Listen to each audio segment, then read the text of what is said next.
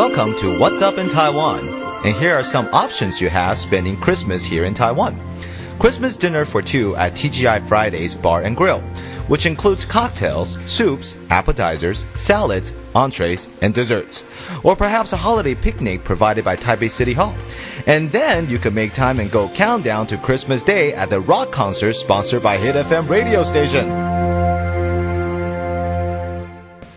Doesn't it sound like every other holiday but Christmas? I know. Let's ask the respected Father Jerry and see what he thinks. We're here at Father Jerry's office today. Thank you for lending us your time, Father Jerry. Oh, I'm enjoying your little portable radio station. Thank you. I'm somewhat in awe of sitting here right now in front of Father Jerry and in his office because he's quite a celebrity here in Taiwan. Oh, just relax. Think of me as an old piece of furniture. All right, and I'll let Father Jerry tell you all about his background. Can you give us a simple introduction of yourself? Okay, I'm originally from San Diego, California, and I joined the Jesuits. It's an order of Catholic priests when I was very young, 17.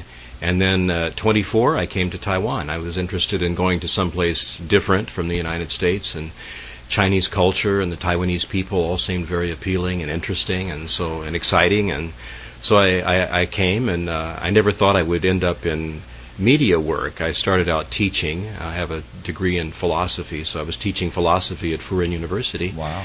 But I guess I was not a very good teacher, or I enjoyed playing the guitar, singing, and goofing off, and so I was transferred to Guangxi Program Service, which is a Jesuit-run media center here in Taipei. It's actually the oldest TV production center in Taiwan. So we're sitting at a place that's full of history. Yes, it's a historical monument. Now, out of all of the places that you could have picked when, back in the days, why did you choose Taiwan in particular? Well, I suppose if the political climate had been different, I would have chosen China. We had Jesuits have been going to China for hundreds of years, and we have a tradition, and a history there, but it wasn't possible with the government there, and so we thought, well, I could come to Taiwan and learn Chinese, and maybe someday there'll be an opportunity to go to China.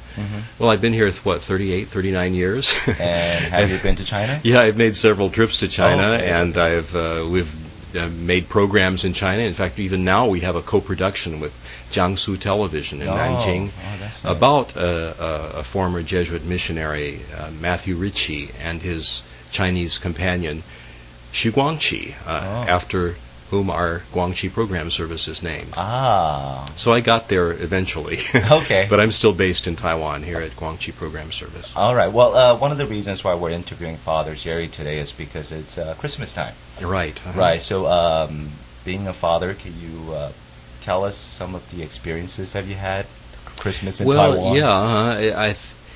Recently, sometimes we don't even have the day off on Christmas, so it's kind of a bleak Christmas when the holiday. Like Yeah, but I remember when I was just ordained a priest. I was very excited about being a priest, and I got all my friends together, and we would go to the midnight mass, at one of the churches here in Taipei. And at that time, some people would go to church, other people would love to have parties, young people love to have parties. And in those days, there were a lot of curfews, and it was martial law, there were a lot of restrictions. So I remember taking my group to one apartment, and we were practicing Christmas carols when a whole bunch of policemen burst in the door and said, "No dancing." Oh my God. Of course, we weren't dancing, we were just practicing Christmas carols, but I guess we were singing with too much enthusiasm. Which particular song were you singing? Was it Jingle Bell Rock? Because that would have, probably upset them. No rock and roll music. No, but I think I was accompanying them on my guitar, guitar. Anyway, the police were a little bit embarrassed when they saw that it was a fairly innocent party, and that we were just preparing to go to church. And this was a while ago, this was years ago, before, in the days of martial law. So now I don't think there would be that problem. And now I think the bigger problem is getting people to go to church at all. So what is Christmas like now in Taiwan, well, from your perspective? I think Taiwanese still love to go to the church on Christmas night. There's a special atmosphere. Even if they're not Christian, or they don't know much about Christmas and its historical, what it commemorates. But I think they love the atmosphere, and I believe that there's something in that atmosphere of peace, even if you don't know exactly what Jesus did, or why there's this big thing about the birth of a baby Jesus, or why all these people are in the church. You sense that there's something, that we're commemorating something important. And I think too, there's at church, especially on Christmas night, there's an atmosphere of love and peace and reconciliation, and it's a time to forgive and a time to enjoy and a time to kind of reflect on your life. And if you're a Christian, of course, you think of this person, Jesus Christ, who was kind of a very unique person, a person who was able to forgive his enemies and deal with all kinds of people. It's a lot to think about, I think, in the church on Christmas Eve. Oh, thank you, Father Jerry. Thank you for sharing that. So let's talk more about Taiwan. Yeah. What do you like the most about Taiwan? Well, it's obviously the people. I think the place is nice too. It's a little crowded. Okay. It's one of the most densely populated places on Earth. Yes, and when you think of people in Australia, you think, my goodness, if we had half of that space. But I think that what makes it really wonderful is the people. Taiwanese people complain a lot about, times have changed and now there's not this wrenching way. This sense of friendship and community and affection that there used to be. But I think if you dig a little bit below the surface, you still find that. It's true in big cities, people are a little more cautious and maybe a little more private than they used to be in the countryside. Right. But if you make a little effort, and try to be friendly and take the first step, usually you wind up with a whole lot of very good friends. And for me, that's Taiwan. We used to do programs for the Ministry of Tourism, and they were talking about this museum and that museum and this, a strange rock formation here and all these things. I said, really, tourists, when they come to Taiwan, when they leave, I think the big thing in their mind is the people that they met, the friends that they made here. I think that's Taiwan's biggest resource myself. I think the Taiwanese people are great. They're industrious, they work hard, they know how to cook. Yeah, but they're gentle and friendly and very sensitive to your feelings. And I think I think those are wonderful gifts. Right. So those are the things that people will remember leaving Taiwan. Now, what were the things that they will want to forget? Well, there's also, I think, a lot of, in society, there's a lot of confusion. I know even Taiwanese people grumble about the politics, and about but I think if they've traveled a little bit, people will see that Taiwan, all right, it's got some pollution, it's got some congestion, traffic congestion. All right, people do get maybe a little overactive or hyperactive when it comes to selling things and doing business. Yeah.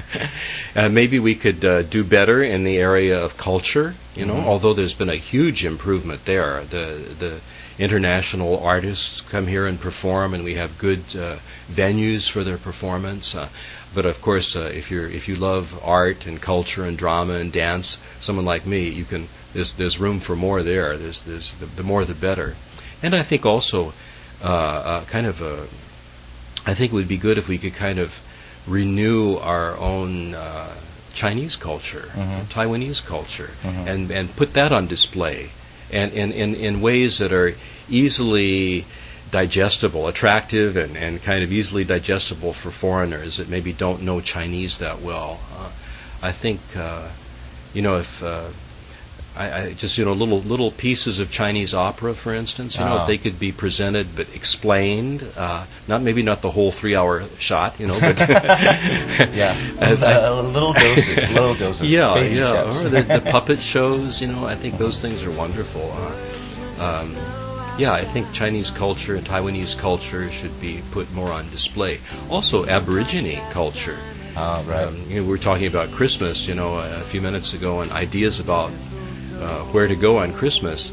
If I had a suggestion, I would say go to an Aborigine village, a village of the indigenous people of Taiwan, because most of them are Christians. Most of the places have churches, and most of them are very well attended on Christmas, and they sing beautifully, Doesn't matter if they're singing in their own dialect, their own language. It's still beautiful, and I think that's a great place to experience the Christmas. My brother is also a Jesuit priest here in Taiwan, Barry, and his church is in Wufengxiang, in the Hsinchu County. Right. It's called Qingquan, and they put on beautiful Christmas masses and liturgies, the singing. They used to even dance.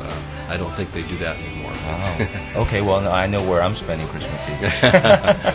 Well, thank you, Father. Is there one little interesting story that you would like to share with us? Because you've been here for so long. Aside from the one being chased by the police. Well, that on was Christmas the reason why I'm asking is because that was such an interesting story. I know there's plenty more where that came from. Well, I think, I don't want to bore you with too many stories, but as long as we're on the topic of music and performing, there were, in those days, years ago, one of the things that got me started performing was singing in little coffee houses around the Taida area. Yeah, people still do that. Yeah, they do that. But again, at that time, it was a little bit sensitive, and some coffee houses were not allowed to have musical performances. I was singing one night in one of those places, and the police came. I don't know whether it was too long or because they didn't have the right license or what, but I remember the lady who ran the place running up and grabbing the guitar, taking the guitar out of my hand, sticking it under a table, pushing me into the bathroom, and before that, throwing a big blanket over all the audio equipment. Really? And I stood there looking at the bathroom window wondering, should I jump? Those were in the crazy days of Taiwan. I think things are more organized now, but it's still possible to have a lot of fun here. I knew there were stories like that. That's why I asked. But anyways, before we say goodbye to everybody, is there any holiday greetings or anything you would like to say to our audiences out there? 圣诞节快乐, which means Merry Christmas. No, I hope everybody has a very peaceful Christmas, and I hope you're able at this time again to experience some of the peace and the love and the reconciliation that Christmas stands for. Merry Christmas to everybody. Thanks, Father. And to you, Henry. Well, thank you. Merry Christmas to you.